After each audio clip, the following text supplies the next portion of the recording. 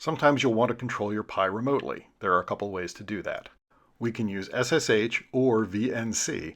First, let's make sure they're both turned on. Open Control Center, go to Interfaces, and make sure both SSH and VNC are switched on. And of course, as with most things on the Pi, you can also do this in the command line with sudo raspi-config, going to Interface, SSH to activate that,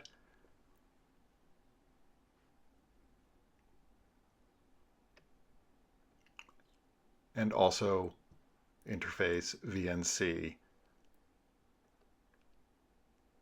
to activate that. You may need to reboot your Pi. SSH lets you control your Pi from the command line of another computer. Open a terminal window on the other computer and type SSH followed by your username at the host name of your Pi. Then you'll enter your password. You will not be shown your password. That's a security feature. And now you are logged into your Pi and can control it as though you were sitting at the Pi's terminal.